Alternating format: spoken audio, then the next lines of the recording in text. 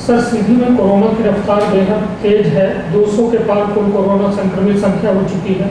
Active केसों की संख्या 100 के ऊपर हो चुकी है। तो सर, क्या कहेंगे इस पर कि कहाँ गलती हो रही है, किस वजह से हालात ऐसे हो रहे हैं? देखिए, जहाँ तक अभी हम लोगों ने जो देखा इसमें कि विगत पिछले 7 दिनों में 81 केसेस बढ़े हैं, या 2 दिनों में 69 बढ़े। और इनमें जब हम देखते हैं तो करीब 37 ऐसे केस थे जो हमारे इससे बढ़े हैं। आपका फर्स्ट कॉन्टैक्ट था, जो पहले जिनको आ चुके, संक्रमित हो चुके, मतलब ये 69 यदि हटा दें तो जब हमारा 136 या 37 था, तो उनके जो पॉजिटिव केसेस थे उनके फर्स्ट कॉन्टैक्ट थे। जैसा कि अपने को ये भी पता होगा कि एक ही परिवार में एक व्यक्ति जो वाराणसी से आ रहे थे, उनको जो लेने गए पहले वो संक्रमित हुए, उनका नेगेटिव पहले आया, फिर बाद में पता चला कि वो पूरा परिवार जो है 11 लोग एक ही जगह संक्रमित हो गए। तो इस तरह की बात रही। 37 तो हमारे फर्स्ट कॉन्टैक्ट हैं जो संक्रमित हुए। उसके साथ ही साथ हमारे 6 ऐसे मेडिकल स्टाफ में हैं जो संक्रमित हुए। स्टाफ नर्स हैं या फिर कहीं डॉक्टर हैं या इस तरह का, पुलिस के भी लोग संक्रमित हुए। कोतवाली से हुए हैं और पिपराव चौकी से हुए। और इस जो हम वैसे देखते हैं तो हमारे पास करीब 16 लोग इसमें ऐसे निकले जो कि ILI से, जो जिसको सर्दी खांसी या इस सब तरह का हुआ, और उसके बाद उनके सैंपल्स कराए गए, तो वो चीज़ें हुई हैं। यदि मैं इसको मानूं तो ये सच में बहुत ही चिंताजनक स्थिति है हमारे लिए भी, और सीधी के लिए भी है कि चूँकि ये इसमें जो पेशेंट्स अब निकल रहे हैं, पेशेंट्स नॉर्मली ILI वाले भी पेशेंट्स आए हैं, तो वो चिंताजनक बात है कि वो कहीं से वो लेकर आ रहे हैं। फर्स्ट कॉन्टैक्ट में तो वो चूँकि जो व्यक्ति इन्फेक्टेड है वो साथ में रहा, तो उसको कई बार उम्मीद होती है कि उनको ये चीज़ें होंगी या हो सकता है।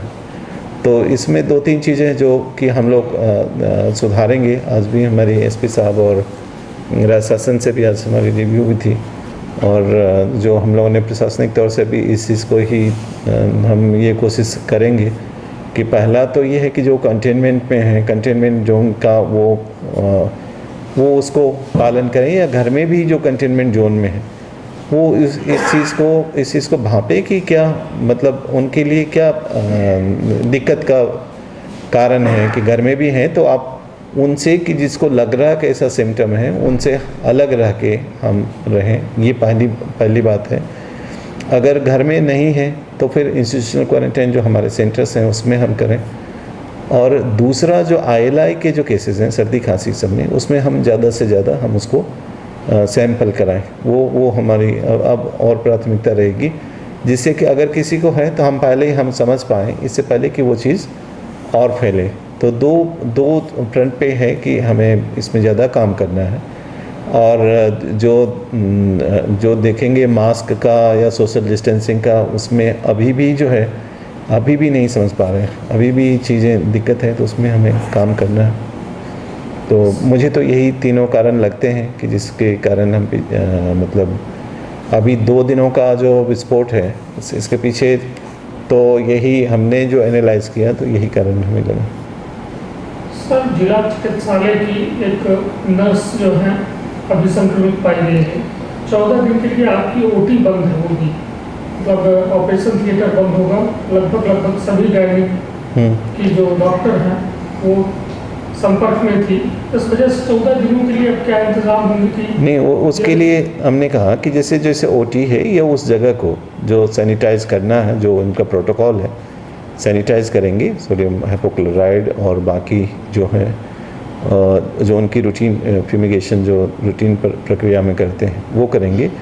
दूसरा ने CMHO को इस बाबत भी कहा है कि जो हमारे यहाँ जैसे रामपुर नैकिन में है लेडी डॉक्टर हैं, तो उनको यहाँ करें। और उसके साथ ही जो महिला डॉक्टर हमें और भी 2-3 हैं ज़िले में पदस्थ, तो उनकी भी ड्यूटी लगाएं। चूँकि और हम प्राइवेट हॉस्पिटल से भी बात कर रहे हैं जो मिश्रा नर्सिंग होम जो है उनसे भी हमने बात की है कि ये चूँकि ऐसी घड़ी है जब हमें मदद मिलनी चाहिए, और फिर ऐसी कोई बात होगी तो हम उनको रीवा हम भेजेंगे।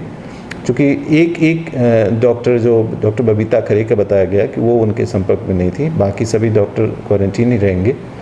और जो वो ओटी है तो ओटी की जो सैनिटाइज करना वो हमारी पहली प्राथमिकता है। डॉक्टर्स तो हो जाएंगे, उतना काम हम नहीं कर पाएंगे, लेकिन हमने ये व्यवस्था अभी की है। ये हो सर, लगातार अब ये देखा जा रहा है कि पुलिसकर्मी और डॉक्टर, बाल काटने वाले, सब्जी वाले और मुख्य चिकित्सा स्वास्थ्य अधिकारी के द्वारा आज ये कहा गया कि सामुदायिक संक्रमण शुरू हो चुका है सिटी में, तो क्या कहते हैं इस बारे में?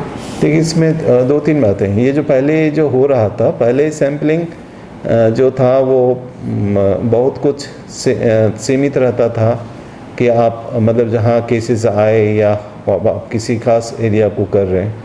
फिर बीच में जब प्रभारी सचिव महोदय आए तो उनका भी ये निर्देश था कि हम ऐसे भी सैंपल करें जहाँ आमतौर पे नहीं करते हैं, जिसे सब्जी वालों का करें या नाई का काम करते हैं, टेलरिंग करते हैं, या इवन थानों में या पुलिस के जवान भी जो बाहर करते रहते हैं, हमारे स्टाफ, मेडिकल स्टाफ में, तो ये रूटीन में एहतियातन है। तो ये जैसे चूँकि इसका जो इन्फेक्शन का जो कारण रहता है, जैसे वो ड्रॉपलेट से कहें या एयर से कहें, वो उनको इतना एक्सपोजर है कि ये चीज़ें ढूंढ के निकाल पाना तो मुश्किल होता है।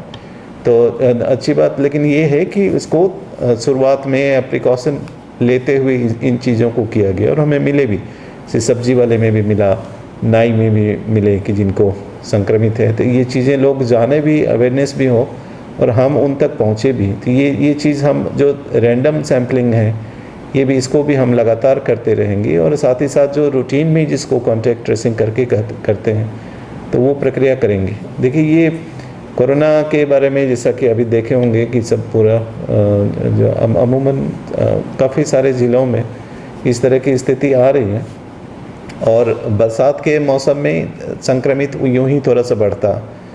तो ये है, हम लोग अब इसमें अवेयरनेस का और साथ ही साथ जो टेस्टिंग है, इसको हमारी कोशिश रहेगी कि हम इसको बढ़ाएं और कंटेन करें। सर, हर जिलों में सीमावर्ती जिलों, सीधी के सीमावर्ती जिले जितने थे सभी ने रक्षाबंधन के समय लॉकडाउन लगाया था, फुल लॉकडाउन था, किंतु सीधी में नहीं था। तो कहीं इस वजह से भी तो नहीं कि संक्रमण नहीं, आप यदि पूरे जिलों का देखेंगे, फिगर्स देखेंगे, रक्षाबंधन जब उनका लॉकडाउन था और जब हमारा लॉकडाउन नहीं था, तो आपको फिगर्स बिल्कुल कोई अंतर नहीं बुझाएगा, बल्कि ज़्यादा ही था। तो ये कारण नहीं कह सकते। मतलब जैसे लॉकडाउन है, इसके बावजूद निकल रहे हैं। कई जिलों का है, मैं नाम नहीं लेना चाहता, कि आप देखेंगे कि जितना उनका लॉकडाउन के पहले आ रहा था उससे ज़्यादा आया। तो ये नहीं कह सकते, लेकिन ये चीज़ ज़रूर है कि इस बीमारी के लिए सबसे जो अहम चीज़ है कि अपने आप को ही इस बीमारी से दूर करने के लिए एहतियात हमको ही करना। मतलब जैसे बाकी तो मेडिकल फैसिलिटीज़ हो सकती हैं, या पुलिस हमेशा नहीं मिल सकता है, लोग दंड भी कर सकते हैं, हमेशा नहीं हो पाता है। 3-4 अधिकारी रहते हैं, वो कितने समय जाते हैं, वो नहीं हो पाता। दुकानों में अभी भी मुझे भी देख करके बहुत ये लगता है कि यदि मास्क नहीं पहने हैं या कोई बिना मास्क के आ रहा है, उसको भी इंटरटेन कर रहे हैं। तो ये सारी चीज़ें हम जब तक नहीं सीखेंगे, जब तक नहीं करेंगे, तब तक हमारे लिए सेफ़ रहना बहुत मुश्किल है। तो परेशानी है, तो करेंगे, इसमें भी हम लोग प्रिवेंटिव कार्रवाई करेंगे। सर, कंटेनमेंट जोन और शहर की बाजार की व्यवस्था कहीं ना कहीं दोनों हमेशा जो है बेहद खराब रहती है। शहर में ना तो पुलिस इन सारी चीज़ों में देख पाती है, ना प्रशासनिक अमले द्वारा चालानी कार्यवाही की जाती है।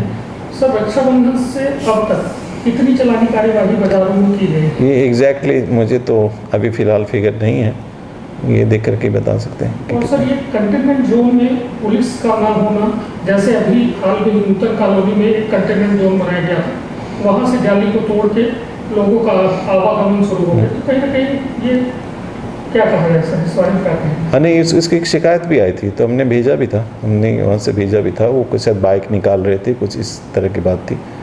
तो ऐसी खबर आती है तो ज़रूर करते हैं, क्योंकि आज के डेट में कंटेनमेंट जोन भी हमारे काफ़ी हैं, 44 जो जैसे बता रहे थे, वो और भी बढ़ जाएगा।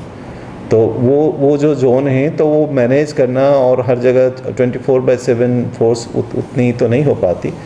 और बेसिकली जो इसका कंसेप्ट है, जैसे लॉकडाउन आप पूरे शहर का करते हैं, तो लॉकडाउन हमारा पूरा शहर के लिए बंद होना। कंटेनमेंट जोन मतलब एक छोटी सी सीमा जहाँ तक जो व्यक्ति पॉजिटिव व्यक्ति आया वो रह रहा था, या उसके परिवार, या जैसे जितना माना जा सकता है कि उसकी एक्टिविटीज़ थी, तो उसको एक तरह से वो लॉकडाउन है कि 14 दिन के लिए हमने उसको लॉकडाउन किया और उसको वो पालन करें। मतलब वो छोटा लॉकडाउन हम कह सकते हैं कि वो उस जगह के लिए, और वो उनके हित में ही है, मतलब जो उन लोगों का हित में ही है।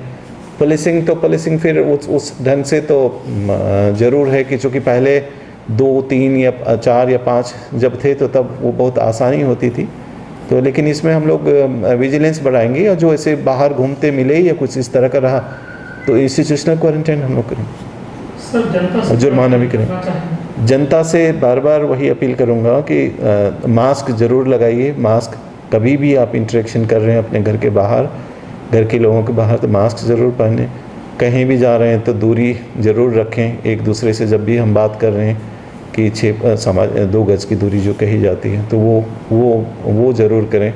तीसरा है कि घर जब भी हम वापस आ रहे हैं तो या तो बाहर, मतलब कई बार अनकॉन्शियसली हाथ हमारे मुंह को जाता है, मुंह पे या आँख पे जाता है, तो वो चीज़ को हम थोड़ा सा सोचें कि वो ना जाए, और हम हाथ को सैनिटाइज या साबुन से अथवा सैनिटाइज़र से ये हम ज़रूर करें। नहीं तो इससे बचाव हम खुद ही कर सकते हैं, क्योंकि अब इस तरह की स्थिति है जैसे सैलून में भी मिल रहे हैं या कहीं और मिल रहा है, तो ये हम इस बात को बिल्कुल निगेट नहीं कर सकते हैं कि नहीं, हम तो रेंडमली सैंपल्स कराते रहेंगे, और हमारी इसके लिए भी कि यदि किसी का आया है तो उससे ना फैले, और रैंडम सैम्पलिंग भी हम आगे हम करते रहेंगे कि लोगों को, जैसे शॉपकीपर्स के भी हम अलग से भी करेंगे कि लोगों को इस तरह से, मतलब ये संक्रमण बड़े रूप में ना फैल पाए।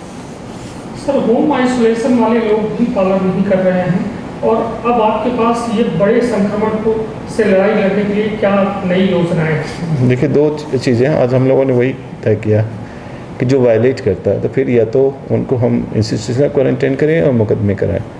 हम उनको फिर मतलब और दूसरा रास्ता तो सीधा होता नहीं कि आपको कहा जा रहा है, आपको समझाया जा रहा है, तो आप मतलब खुद खतरा बन के यदि पूरे समाज के लिए खड़े होते हैं तो फिर उसमें तो कार्रवाई होनी ही चाहिए।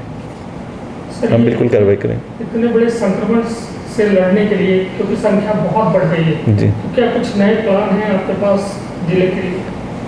नए प्लान में तो आज जो हम लोगों ने ये देखा कि ILI में हमारे सैम्पलिंग बढ़नी चाहिए।